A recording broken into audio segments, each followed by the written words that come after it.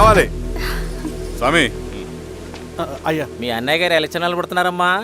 అవును. అయితే మా ఓట్లని మీ అన్నయ్య గారికేనమ్మా. వాళ్ళు ఏం చేసినా దానికి ఒక స్ట్రాటజీ ఉంటుంది. అమ్మాయి గారు, సంజీవ్ రెడ్డి గారు వస్తున్నారంట. మధ్యాహ్నం భోజనానికి అన్నయ్య గారు ఇంటికి వచ్చి ఉన్నారమ్మా. అవునా? సరే సరే అమ్మా. రవి, నువ్వు కూడా నాతో వచ్చి. అది రవి, ఇక్కడ నాకు ఫ్రెండ్స్ అంటూ ఎవరు లేరు. నాకు తెలిసిన వాడివి నువ్వు ఒక్కడివే. I'm feeling alone. అందుకే, అర్థమైందా? సరే.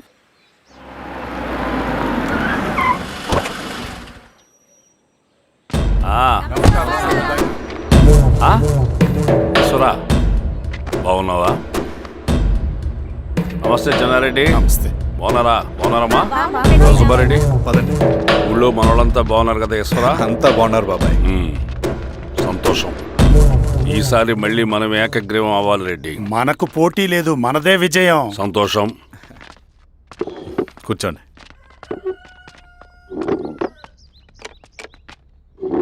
మీరందరూ లోపలికి వెళ్ళి భోంచేయండి. అలాగే అన్న. ఆ రైతు కూలి సమస్యలు ఎంతవరకు వచ్చినాయి? మాట్లాడుతున్నాం బాబాయ్, దాని గురించి మీరేం వరి అవ్వట్లేదు. బాబాయ్, ఆ, నమస్కారం. రండి రండి. ఎంఆర్ఓ శిరీషారెడ్డి గారు. శిరీష రెడ్డా? ఆ, శిరీష అనే పిలవచ్చుగా. అమ్మమ్మ, పులికి పంచాలాగా సింహానికి చూలాగా అది మన ఐడెంటిటీ. అది అట్టాగే ఉండాలి. సరే బాబాయ్, నేను ఫ్రెష్ అయ్యేస్తాను, మీరు కానివ్వండి. అయినా ఈ కాలం చదువుకున్న ఆడపిల్లలతో మాట్లాడటం చాలా కష్టం.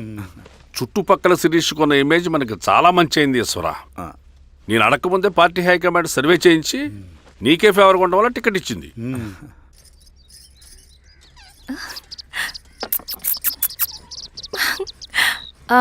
అనే వాళ్ళు ఎక్కడ?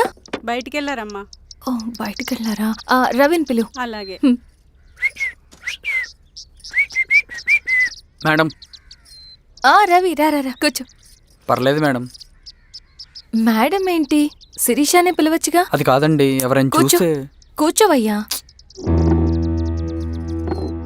ఇది ఆఫీస్ కాదు రవి, మా ఇల్లు. వడ్డించు. సరే అమ్మా. రవి, ఆ, అడవిలో నక్సల్స్ ఎక్కడుంటారో తెలుసా నీకు? ఏంటి శిరీష? అడవిలో నక్సల్స్ ఎక్కడుంటారో తెలుసా నీకు? ఎందుకు శిరీష గారు? తెలుసా తెలీదా? నాకెలా తెలుస్తుందండి? చూచాయిగా ఆయన తెలీదా? సరే, ఎక్కడుంటారో నాకు ఐడియా ఉంది. సాయంత్రం ఇద్దరం కలిసి వెళ్దాం. అది కాదండి. నువ్వు వస్తున్నావు అంతే, తిను. ఇది ఎక్కడ కూడా రా బాబు. సడన్ గా నక్సల్స్ అంటుంది, అడువంటుంది. కొంప తీసి నా మీద ఏమైనా అనుమానం వచ్చిందే ఏంటి? రవి, ఇక్కడే ఆపొకసారి. ఎందుకు ఇప్పుడు ఈ టైంలో అడ్వెంచర్లు? ఇప్పుడు జరగరాంది ఏమైనా జరిగితే రేపు మీ అన్నయ్యకి తెలిస్తే బాగోదు. రవి, చుట్టూ చూడు, పైన వెన్నెల, పక్కనే అడవి. అబ్బో, ఎంత బ్యూటిఫుల్ గా ఉందో. అవునా? అవునా ఏంటి? అసలు ఎప్పుడు చూసినా ఎందుకలా డల్ గా ఉంటున్నావు? కాలేజీలో ఇలా ఉండేవాడివి కాదు కదా, ఏమైంది? అది ఒక్క నిమిషం. హలో మేడం, పేషెంట్ కి అర్జెంట్ గా ఏ పాజిటివ్ బ్లడ్ కావాలి మేడం. రవి, అర్జెంటుగా హాస్పిటల్కి పోనీ. ఏమైంది? పోనీ. రండి మేడం, ప్లీజ్ రండి. పోలీసులకి నక్సల్స్ కి కాల్పులు జరిగాయి. ఆ కాల్పుల్లో గూడెం కుర్రాడు ప్రాణాపాయ స్థితిలో ఉన్నాడు. తన బ్లడ్ మీ బ్లడ్ సేమ్. ఆ బ్లడ్ గ్రూప్ మా హాస్పిటల్లో లేదు, అందుకే మీకు కాల్ చేశాను. ఓ అవునా? అవును మేడం. పదండి doctor. Thank you madam.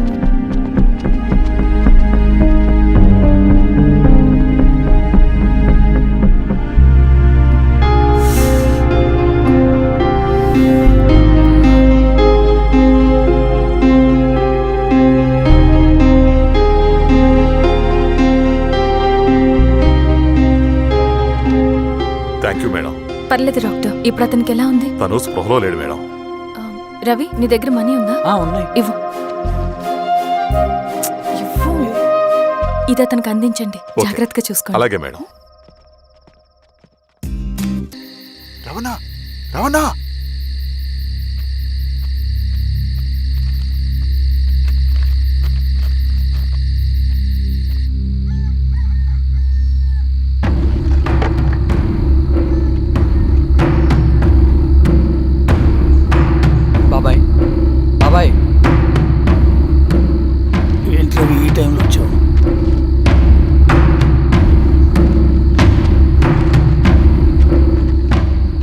Comrade, జరగబోయే జెడ్పీటీసీ ఎలక్షన్లో మన పార్టీ తరఫున జెడ్పీటీసీ చైర్మన్ పదవికి పోటీ చేయడానికి అర్హుడైన అభ్యర్థిగా మిమ్మల్ని సెంట్రల్ కమిటీ ఏకగ్రీవంగా నిర్ణయించింది. ఒక మామూలు రైతు కూలిని నాయకుడిని చేయగలిగిన దళం ఒక్కటే. ప్రాణాలు అడ్డేసైనా సరే అన్న చెప్పింది చేసుకుంటూ పోతా. లాల్ సలాం కామ్రేడ్. లాల్ సలాం. బాబాయ్, మీతో ఉన్న మన కూలీలకు, నీ వెనుకున్న సింగన్నకు ఈ గెలుపు ముఖ్యం. ఈ గెలుపు మన హక్కు కామ్రేడ్. వీళ్ళ మద్దతు మనకే ఉందన్నా. ఇది సరే, ఆ వర్గం వాళ్ళ ఓట్లు కూడా మనకు బాబాయ్. పడాలి. అలాగే అన్నా. నమస్తే. నమస్తే అమ్మా. ఆహా, మీ ఇద్దరిని చూస్తుంటే కడుపు నిండిపోతుందమ్మా. ఒక ఎంఆర్ఓ, ఒక జెడ్పీటీసీ చైర్మన్. ఆ, అదేంటి బాబాయ్, ఇంకా ఎలక్షన్స్ జరగలేదు? పోటీ అని ఉంటేనే కదమ్మా ఎలక్షన్స్ జరిగేవి. అన్నయ్యది ఏకగ్రీవం.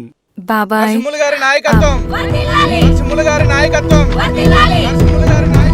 ఓ అయితే పోటీ ఉందన్నమాట. స్వామి, అమ్మా. కార్తీ, ఆఫీస్కి వెళ్దాం. అలాగే రండి.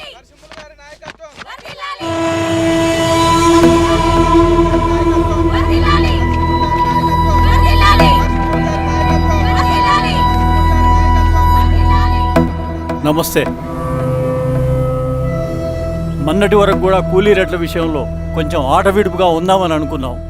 ఇప్పుడు ఆ అవసరం లేదు.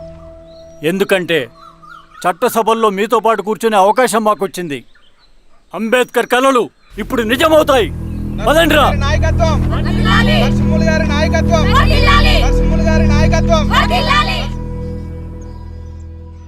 ఆ నరసింహ ఎలక్షన్ పోటీ చేయటం ఏంటి? నా కర్మ వీరస్వామి, నా పోస్టింగ్ ఉన్నప్పుడు ఇవన్నీ జరగల్లా. ప్రచారానికి మారువేషంలో అన్నలు కూడా వస్తారేమో సార్. రాని ఎవడన్నా వచ్చి విప్లవం, ఉద్యమం అని మాట్లాడాడు అనుకో, నా కొడుకుని అప్పుడు కానీ జీవితమే ఒక ఆట, సాహసమే పుబాట.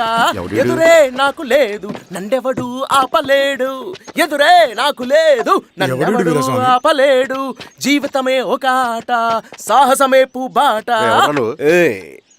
ముసుగు మీద చేయేస్తే మడత పెట్టి కొడతా. నువ్వా? ఎవడరేడు? ఈ తెల్లని గుర్రం శాంతికి సంకేతం. ఈ నల్లని బట్టలు న్యాయానికి చిహ్నం. ఈ ఎర్రని రంగు విప్లవానికి నాంది. ఈ కొరడ శిక్షా స్మృతికి చిహ్నం. సార్ ఇది చిరంజీవి పిచ్చాడు. తీసుకెళ్ళండి. నాగలి గుర్తు చేయాలి ఓటు. ఇదిగో నాగలి, నాగలి గుర్తు మీద ఓటేయాలి. నాగలి గుర్తు మీద ఓటేయాలి. ప్రతిసారి ఎన్నికలు వస్తున్నాయి. ప్రతి ఎన్నికలప్పుడు రకరకాల పార్టీల నుంచి నాయకులు వస్తున్నారు. లేనిపోని వాగ్దానాలు చేస్తున్నారు. పొలాలు ఇస్తామంటారు, భూములు ఇస్తామంటారు, ఇల్లు కట్టిస్తామంటారు. ఏమన్నా జరిగిందా ఇప్పటి వరకు? ఏం జరగలేదు కదా. మరి కష్టాలన్నీ పోవాలంటే ఏం చేయాలి? మనం మన పార్టీని మనం గెలిపించుకోవాలి. నాగలి గుర్తుకే ఓటేయండి. ఇన్ని సంవత్సరాలు మీకు సేవ చేసుకునే అవకాశం నాకు ఇచ్చారు. అలాగే ఇంకొకసారి మాకు ఓటేసి భవిష్యత్తులో కూడా మీకు సేవ చేసుకునే అవకాశం మాకు ఇస్తారని కోరుకుంటూ, మీ ఈశ్వర్ రెడ్డి. మన ఓటు ఈశ్వర్ రెడ్డికే, మన ఓటు లాంతర్ గుర్తుకే, మన ఓటు. సార్ లాంతర్ మర్చిపోకుండా మోయా. నమస్తే.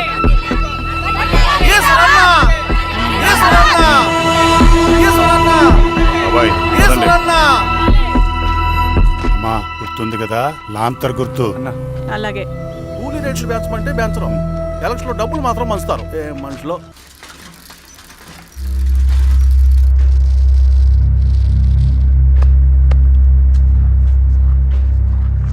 చెప్పండి అన్న. అన్ని సమస్యలు పోలీస్ స్టేషన్లో పరిష్కారం కావు రెడ్డి, కొన్ని మనమే చూసుకోవాలి.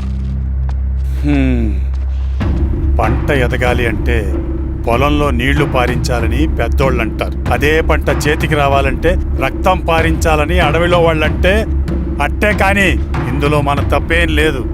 అందుకు మనమేం చేయలేం. ఊర్లో అన్నిటికీ పెద్ద అడవి. ఏది జరిగినా నీ చేతుల మీదగానే జరగాలి. అర్థమైంది కదా? పదరా.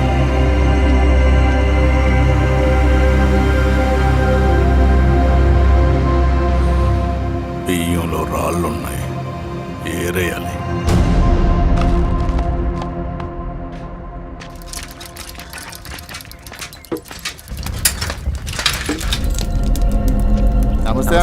నమస్తే. నమస్తే. ఓ లీటర్ పాలు పోయి. సుబ్బన్, అంత బాగున్నారా?